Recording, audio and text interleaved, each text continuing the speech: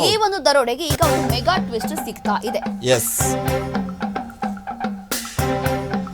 ಇನ್ನು ಬೆಂಗಳೂರಿನಲ್ಲಿ ಇಬ್ಬರು ಕಿಂಗ್ ಪಿನ್ಗಳು ಒಂದ್ ಕಡೆ ಅರೆಸ್ಟ್ ಆಗಿದ್ದಾರೆ. ಒಬ್ಬ ಪೊಲೀಸ್ ಹಬ್ಬ ಮತ್ತೊಬ್ಬ ಮಾಜಿ ಸಿಎಂಎಸ್ ಸಿಬ್ಬಂದಿ. ರಾಬರಿ ಹಿಂದಿನ ಮಾಸ್ಟರ್ ಮೈಂಡ್ ಪೊಲೀಸ್ ಅಪ್ಪನೇ.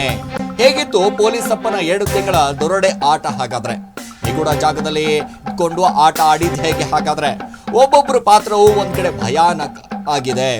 ಗ್ಯಾಂಗ್ ಕಟ್ಟಿದ್ ಹೇಗೆ? ಇದುವರೆಗೆ 6 ಆರೋಪಿಗಳು ಬಂಧಿಸಿರುವಂತಹ ಪೊಲೀಸ್ ಅಧಿಕಾರಿಗಳು ಯಾವ ರೀತಿಯಾಗಿರುತ್ತೆ ನೋಡಿ. ಮಹಾ ಹಗಲು ದರೋಡೆಗೆ ಇದೀಗ ಮೆಗಾ ಟ್ವಿಸ್ಟ್ ಸಿಕ್ಕಿದೆ. ಬೆಂಗಳೂರಲ್ಲೇ ಇಬ್ಬರು ಕಿಂಗ್ ಪಿನ್ಗಳು ಅರೆಸ್ಟ್ ಆಗಿದ್ದಾರೆ. ಒಬ್ಬ ಪೊಲೀಸ್ ಅಪ್ಪ ಮತ್ತೊಬ್ಬ ಮಾಜಿ ಸಿಎಂಎಸ್ ಸಿಬ್ಬಂದಿ. ರಾಬರಿ ಹಿಂದಿನ ಮಾಸ್ಟರ್ ಮೈಂಡ್ ಪೊಲೀಸ್ ಅಪ್ಪನೇ ಅನ್ನೋ ಈಗಾಗಲೇ ಗೊತ್ತಾಗಿದೆ. ಹೇಗಿತ್ತು ಪೊಲೀಸ್ ಅಪ್ಪನ 7 ತಿಂಗಳ ದರೋಡೆ ಆಟ? ಹಾಗಾದ್ರೆ ನಿಗೂಢ ಜಾಗದಲ್ಲಿ ಇಟ್ಕೊಂಡು ಆಟ ಆಡಿದ್ ಹೇಗೆ? ಒಬ್ಬೊಬ್ಬರ ಪಾತ್ರವೂ ಕೂಡ ನಿಜವಾಗ್ಲೂ ಇಂಟ್ರೆಸ್ಟಿಂಗ್ ಆಗಿದೆ ಅಂತಾನೆ ಹೇಳ್ಬಹುದು. ಆ ರೀತಿಯಾಗಿ ಇವರು ಗ್ಯಾಂಗ್ ಅನ್ನ ಕಟ್ಕೊಂಡಿದ್ರು. ಇದುವರೆಗೆ ಸುಮಾರು 6 ಆರೋಪಿಗಳು ಅರೆಸ್ಟ್ ಆಗಿದ್ದಾರೆ ಈ ಒಂದು ಕೇಸಲ್ಲಿ. ಆದ್ರೂ ಕೂಡ ಒಂದ್ ರೀತಿಯಾಗಿ ಈ ಒಂದು ಕೇಸಲ್ಲಿ ಇಷ್ಟು ಬೇಗ ಇಷ್ಟು ರೀತಿಯಾಗಿ ಅಂತಂದ್ರೆ ಯಶಸ್ವಿಯಾಗಿ ಈ ಒಂದು ಕಾರ್ಯಾಚರಣೆ ನಡೆಸ್ತಾರೆ ಅಥವಾ ನಮ್ಮ ಬೆಂಗಳೂರು ಪೊಲೀಸರು ಇಷ್ಟು ಬೇಗ ಇವರನ್ನ ಲಾಕ್ ಮಾಡ್ತಾರೆ ಅಂತ ಹೇಳಿ ಒಂದ್ ರೀತಿಯಾಗಿ ನಂಬಿಕೆ ಇತ್ತು ಸಿರಾಜ್.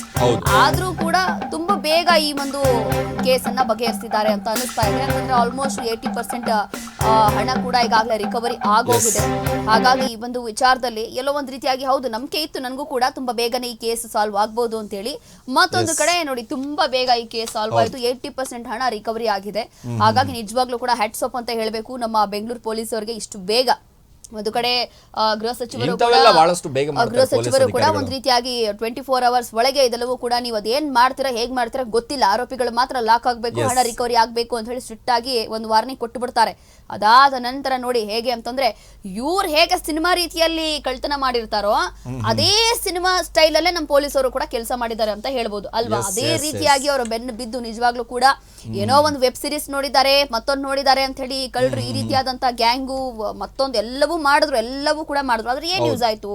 2 ದಿನ 2 ಅಥವಾ 3 ದಿನಗಳಲ್ಲಿ ಎಲ್ಲವೂ ಹಣನೂ ಉಳಿಲಿಲ್ಲ, ಏನು ಉಳಿಲಿಲ್ಲ, ಎಲ್ಲವೂ ಹೋದ್ರು, ಎಲ್ಲವೂ ಕೂಡ ಫ್ಲಾಪ್ ಆಯ್ತು. ಹಾಗಾಗಿ ಅದಕ್ಕೆ ಹೇಳೋದು ಈ ಕಳ್ತನ ವಿಚಾರ ಬಂದ್ರೆ ಇಂಥದ್ದೇ ಆಗುತ್ತೆ. ಅದ್ರಲ್ಲೂ ಕೂಡ ನೋಡಿ ಲಾಸ್ಟ್ ಟೈಮ್ ನಾವು ಅಂತಂದ್ರೆ ಮೊನ್ನೆ ಅಷ್ಟೇ ಸುದ್ದಿ ಮಾಡಿರೋ ಸಂದರ್ಭದಲ್ಲಿ ಸಿಎಂಎಸ್ ಸಿಬ್ಬಂದಿ ಬಗ್ಗೆ ಮಾತಾಡಿದ್ವಿ. ಅಂತಂದ್ರೆ ಸಿಎಂಎಸ್ ಮಾಜಿ ಸಿಬ್ಬಂದಿ ಅದ್ರಲ್ಲೂ ಕೂಡ ಅವ್ರು ಕೆಲಸ ಮಾಡಿರ್ತಾರೆ ಅಂತವರಿಗೆ ಆಲ್ಮೋಸ್ಟ್ ಇನ್ಫಾರ್ಮೇಶನ್ ಇರುತ್ತೆ. ಅಂದ್ರೆ ಈ ಒಂದು ATM ವಾಹನ ಯಾವಾಗ ಹೋಗುತ್ತೆ ಅಥವಾ ಹೇಗೆ ಪ್ರೊಸೀಜರ್ ಏನು, ಯಾವಾಗ ಹೋಗುತ್ತೆ, ಏನ್ ಟೈಮಿಂಗ್ಸ್ ಅಲ್ಲಿ ಹೋಗ್ತಾರೆ, ಅಥವಾ ಆ ಟೈಮ್ ಅಲ್ಲಿ ಎಷ್ಟು ಸೆಕ್ಯೂರಿಟಿ ಆ ಒಂದು ವ್ಯಾನ್ ಅಲ್ಲಿ ಇರುತ್ತೆ, ಗನ್ಮೆನ್ ಇರ್ತಾನ ಅಥವಾ ಮತ್ತೊಂದು ಬೇರೆ ಬೇರೆ ಕಂಟ್ರೋಲ್ ರೂಮ್ ಇರುತ್ತಾ, ಎಲ್ಲವೂ ಕೂಡ ಅವರಿಗೆ ಇನ್ಫಾರ್ಮೇಶನ್ ಇರುತ್ತೆ. ಇದೆಲ್ಲವೂ ಕೂಡ ಗಮನದಲ್ಲಿ ಇಟ್ಕೊಂಡೆ ಇಂತಹದ್ದೇ ಆಗಿರ್ಬೋದು ಅಂತ ನಾವು ಕೂಡ ಗೆಸ್ ಮಾಡ್ಕೊಂಡಿದ್ವಿ. ಆಮೇಲೆ ಗೊತ್ತಾಗಿದೆ ಅಂತ ಹೇಳಿ ಮಾಜಿ ಸಿಎಂಎಸ್ ಸಿಬ್ಬಂದಿ ಅಂತಾನೆ ಗೊತ್ತಾಯ್ತು. ಅಂದ್ರೆ ಮೊದಲಿಗೆ ಹೆಂಗಾಗೋಗ್ಬಿಟ್ಟಿತ್ತು ಅಂತಂದ್ರೆ ಯಾರಪ್ಪ ಇವನು, ಯಾವ ಸಿನಿಮಾ ನೋಡಿದಾನೋ, ಯಾವ ವೆಬ್ ಸೀರೀಸ್ ನೋಡಿದಾನೋ ಅಂತ ಅನ್ಕೊಂಡ್ಬಿಟ್ಟಿದ್ದೆ ನಾನು. ಅಂತಂದ್ರೆ ಈಗ 7 ನಿಮಿಷದಲ್ಲಿ 7 ಕೋಟಿ ಕದಿಯೋದಿದೆ ಅಲ್ಲ ರೋಶ್ನಿ, ನಿಜವಾಗ್ಲೂ ಕೂಡ ಅಂದ್ರೆ ಎಷ್ಟರ ಮಟ್ಟಿಗೆ ಪ್ಲಾನ್ ಹಾಕಿರ್ಬೋದು, ಹೆಂಗ್ ಪ್ಲಾನ್ ಹಾಕಿರ್ಬೋದು, ಇದೇ ದಿನ ಇದೇ ಟೈಮಿಂಗ್ಗೆ ಅಂತಂದ್ರೆ ಒಳ್ಳೆ ಸಿನಿಮಾ ನೋಡಿದಾರ್ರಿ, ಇದರಲ್ಲಿ ಏನು ಮಾತೇ ಇಲ್ಲ. ಬಟ್ ದುಡ್ಡು ಕದ್ದಿದ್ದಾರೆ ಇವರು. ಸೊ ನೆಕ್ಸ್ಟ್ ಏನ್ ಮಾಡ್ಬೇಕು ಅನ್ನೋದೇ ಗೊತ್ತಾಗಿಲ್ಲ ಅವರಿಗೆ. ಸೊ ಹಿಂಗ್ ಮಾಡ್ಬೇಕಾ ಹಂಗ್ ಮಾಡ್ಬೇಕಾ ಅಂತ ಗೊತ್ತಾಗಿಲ್ಲ. ಬಟ್ ಇದರಲ್ಲಿ ನಾವು ಮೊದಲಿಗೆ ಅನ್ಕೊಂಡ್ಬಿಟ್ಟಿದ್ವಿ ಮೋಸ್ಟ್ಲಿ ಇದು ಬೇರೆ ರಾಜ್ಯದವರೇ ಕೈವಾಡ ಇರ್ಬೋದು ಅಥವಾ ಬೇರೆಯವರೇ ಅನ್ನುವಂತ ಲೆಕ್ಕಾಚಾರದಲ್ಲಿ. ಆದ್ರೆ ಆಮೇಲೆ ಗೊತ್ತಾಗ್ಬಿಡ್ತು ನಮಗೆ ಪೊಲೀಸ್ ಅಪ್ಪನೂ ಕೂಡ ಇದರಲ್ಲಿ ಭಾಗಿಯಾಗ್ಬಿಟ್ಟಿದ್ದಾನೆ ಅಂತ. ಈಗ ಪೊಲೀಸ್ ಅಪ್ಪ ಒಂದು ಕಡೆ ಅವನು ಕ್ರೈಮ್ ಬಿಟ್ಟಲ್ಲಿ ಕೆಲಸ ಮಾಡ್ಬೇಕಾಗಿದ್ರೆ ಏನೆಲ್ಲ ಪ್ರಯತ್ನ ಪಡ್ತಾ ಇದ್ದ, ಹಿಂಗ್ ಮಾಡ್ತಾ ಇದ್ದ, ಹಿಂಗ್ ಬೆದಸ್ತಾ ಇದ್ದ ಅನ್ನೋದ್ರ ಬಗ್ಗೆಯೂ ಕೂಡ ಒಂದು ರೀತಿಯಾಗಿ ಪ್ಲಾನ್ ಮಾಡಿರ್ತಾನೆ. ಈಗ ಈ CMS ಪ್ರಮುಖವಾಗಿ ಗಮನಿಸ್ತಾ ಹೋದಾಗ ಇಲ್ಲ ರೀ ಇವರೇನ್ ಕೆಲಸ ಮಾಡಿರ್ತಾರೆ, ಹಿಂಗ್ ಮಾಡಿರ್ತಾರೆ, ಏಕಾಏಕಿ ಏನ್ ಮಾಡ್ತಾರೆ ಅನ್ನುವಂಥದ್ದು ನೋಡಿ. CCTV ಫುಟೇಜ್ ಸಿಗಬಾರ್ದು ಇವರಿಗೆ. ಸೊ CCTV ಎಲ್ಲಿಲ್ಲ ಅಲ್ಲೇ ಒಂದು ಕಡೆ ಫಸ್ಟಿಗೆ ಎಲ್ಲಿ ಲಾಕ್ ಮಾಡ್ತಾರೆ ಅಂತಂದ್ರೆ ಈ ಬ್ಯಾಂಕ್ ಇಂದ ಒಂದ್ ಕಡೆ ಈ ಫ್ಲೈಓವರ್ ಮೇಲೆ ಹತ್ತಕ್ಕಿಂತ ಮುಂಚೆ ಪ್ರಮುಖವಾಗಿ ಹಿಂದೆನೆ ಲಾಕ್ ಮಾಡ್ತಾರೆ ಅವ್ರನ್ನ, RBI ದವರು ಅಂತ ಹೇಳ್ತಾರೆ. ಅದಾದ ನಂತರ ಕಾರ್ನಲ್ಲಿ ಹತ್ತಿಸ್ಕೊಂಡ್ಬಿಡ್ತಾರೆ, ಹತ್ತಿಸ್ಕೊಂಡು ನಡಿ ನೀನು ಅಂತ ಹೇಳ್ತಾರೆ. ಈಗ ಈ ಸಿಕ್ಕಿರುವಂತ ಇನ್ಫಾರ್ಮೇಶನ್ ಪ್ರಕಾರ ಈ ಹಣ ಏನಿದೆ ಅದೆಲ್ಲವೂ ಕೂಡ RBI ಒಂದ್ ಕಡೆ ಜಪ್ತಿ ಮಾಡ್ಬೇಕು ಅಂತ ಹೇಳ್ತಾರೆ. ಜಪ್ತಿ ಮಾಡ್ತಿದ್ದ ಹಾಗೆ ಒಂದ್ ಕಡೆ ಫ್ಲೈಓವರ್ ಮೇಲೆ ಬರ್ತಾರೆ. ಫ್ಲೈಓವರ್ ಬರ್ತಿದ್ದ ಹಾಗೆ ಕಾರ್ ಅಡ್ಡ ಹಾಕ್ಬಿಡ್ತಾರೆ. ಅಡ್ಡ ಹಾಕ್ತಿದ್ದಾಗೆ ಇಲ್ಲ ಈ ಎಲ್ಲವೂ ಕೂಡ ಹಣ ನೀವು ಕಾರ್ಲೆ ಇಟ್ಬಿಡಿ ಅಂತ ಹೇಳ್ತಾರೆ. ಅವಾಗ ಮುಖ ಮುಚ್ಕೊಂಡು ಇವ್ರೆಲ್ರಿ ಕಡ್ಲೆಪುರಿ ತಿಂತಿದ್ರ. ಈಗ ನೋಡಿ ರೋಶ್ನಿ ಏನಪ್ಪಾ ಅಂತಂದ್ರೆ ನಾವು ATM ಹತ್ರ ಈ ಹಣ ಹಾಕ್ತಿರ್ತಾರಲ್ಲ, ಅವಾಗ ನಾವ್ ಏನಾದ್ರೂ ಹಣ ಹಾಕೋಕ್ ಹೋಗ್ಬೇಕಂತ ಸಂದರ್ಭದಲ್ಲಿ ಅಲ್ಲಿ ಗನ್ಮ್ಯಾನ್ಗಳು ಹೆಂಗ್ ನೋಡ್ತಿರ್ತಾರೆ ಅಂತಂದ್ರೆ ನಾವೇ ದೊಡ್ಡ ಟೆರರಿಸ್ಟ್ ಗಳ ತರ ನೋಡ್ತಾರೆ. ಈಗ 1000-2000 ಹಣ ಹಾಕೋಕ್ ಹೋಗಿರ್ತೀವಿ, ಆ ರೇಂಜಿಗೆ ನಮ್ಮ ನೋಡ್ತಾರೆ. ಈಗ 7 ಕೋಟಿ ತಗೊಂಡು ಹೋಗ್ಬೇಕಾದ್ರೆ ಇವ್ರೇನು ಕಡ್ಲೆಪುರಿ ತಿಂತಿದ್ರ ಅಣ್ಣದೇರು. ದೊಡ್ಡದಾಗಿ ಮೀಸೆ ಬಿಟ್ಕೊಂಡು ಹಂಗೆ ಹಿಂಗೆ ಅಂತ ದೊಡ್ಡದಾಗಿ ಕೂತ್ಕೊಂಡ್ಬಿಟ್ಟಿರ್ತಾರೆ.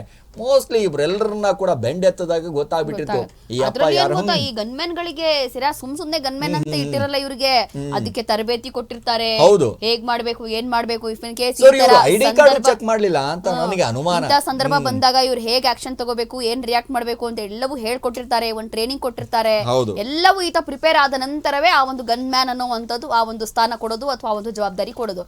ಆದ್ರೂ ಕೂಡ ಆಲ್ಮೋಸ್ಟ್ ಇವರೆಲ್ಲ ಇನ್ವಾಲ್ವ್ ಆಗಿದ್ರು ಅಂತ ಅನಿಸ್ತಾ ಇದೆ ಬಿಡಿ. ಎಲ್ಲವೂ ಕೂಡ ಕಣ್ಮುಂದೆ ನೋಡ್ಕೊಂಡು ಕೈಯಲ್ಲೇ ಗನ್ ಇಟ್ಕೊಂಡು ಇವರೆಲ್ಲ ಸುಮ್ ಕೂತಿದ್ರು ಅಂತಂದ್ರೆ ಸರಿ. ಇವಾಗ ಆ ಟೈಮಲ್ಲಿ ಇವ್ರು ಬಂದ್ಬಿಟ್ಟು ಡೈರೆಕ್ಟ್ ಆಗಿ ಕಳ್ರೆಲ್ಲರೂ ಹಣೆ ಮೇಲೆ ಗನ್ ಇಟ್ಬಿಟ್ರು, ಅವಾಗ ಎದುರಿಸ್ಬಿಟ್ರು ಅಂತ ಹೇಳ್ತಾರೆ. ಸರಿ, ಇವ್ರ ಹತ್ರನೂ ಇತ್ತಲ್ವಾ ಗನ್ನು ಅಲ್ವಾ, ಅಟ್ಲೀಸ್ಟ್ ಏನೋ ಒಂದ್ ರಿಯಾಕ್ಟ್ ಮಾಡ್ಬೋದಿತ್ತು. ಮೋಸ್ಟ್ಲಿ ಅದು ಆಟ ಆಡಕ್ ಕೊಟ್ಟವ್ರೆ ಅವರಿಗೆ, ಹಂಗಂತೀರಾ?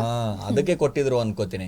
ಸೊ ಅದಾದ ನಂತರ ಒಂದಿಷ್ಟು ಬೆಳವಣಿಗೆ ಆಗುತ್ತಲ್ಲ, ಇವೆಲ್ಲವೂ ಕೂಡ ಬೆಳವಣಿಗೆ ಆದ ನಂತರ ಈಗ ಮತ್ತೊಮ್ಮೆ ಪ್ರಮುಖವಾಗಿ ಗಮನಿಸಬೇಕಾಗಿರುವಂತದ್ದು ಈ ಹಣ ರಿಕವರಿ ಮಾಡೋದು ಇದೆ ಅಲ್ಲ, ನಿಜವಾಗ್ಲೂ ಕೂಡ ಒಂದು ರೀತಿಯಾಗಿ ಚಾಲೆಂಜ್ ಆಗ್ಬಿಟ್ಟಿತ್ತು ಪೊಲೀಸ್ ಅಧಿಕಾರಿಗಳಿಗೆ.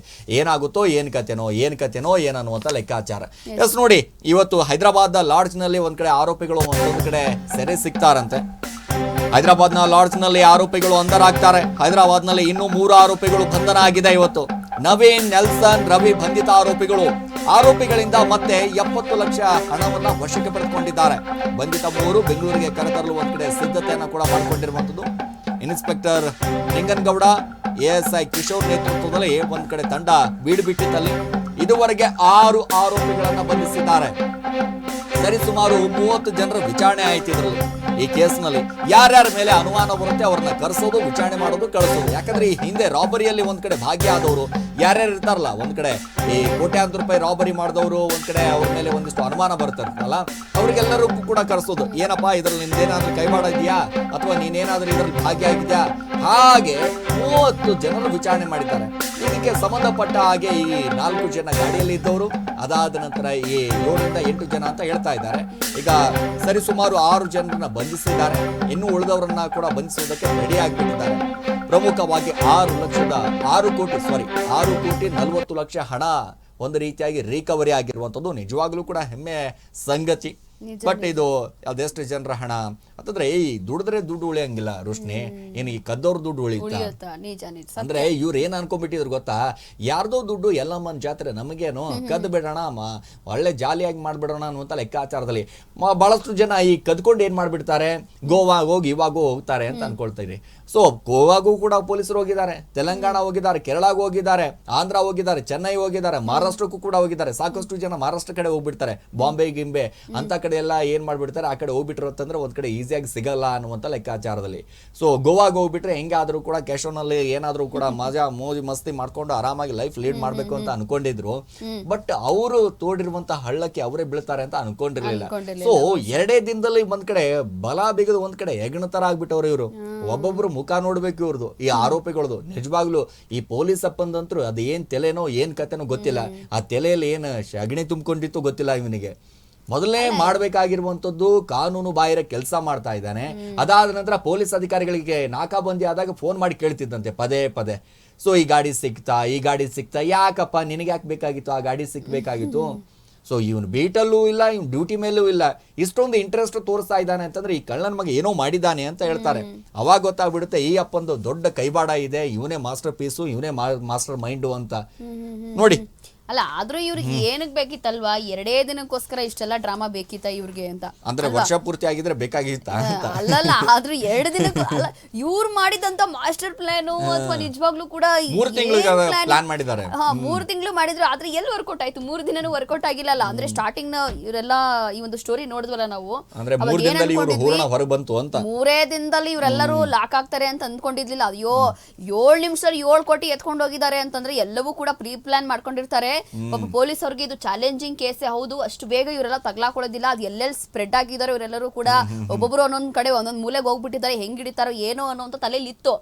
ಆದ್ರೆ ಇವರೆಲ್ಲ ಇಷ್ಟೊಂದು ಡಮ್ಮಿ ಪೀಸ್ಗಳು ಅಂತ ಹೇಳಿ ಇವತ್ತೇ ನಂಗೆ ಗೊತ್ತಾಗಿದ್ದು. ಎಸ್, ಆದ್ರೆ ಇರ್ತಾರೆ ಕೆಲವೊಂದಿಷ್ಟು ಜನ ಯಾವುದೇ ಕಾರಣಕ್ಕೂ ಕಾನೂನು ಸಿಗಬಾರ್ದು ಪೊಲೀಸರೇ. ಅದಕ್ಕೆ ಹೇಳೋದ್ರಿ, ಕಾನೂನಿಗೆ ಹಾತ್ ಬೋತ್ಲಂಬೆ ಸ್ವಾಮಿ.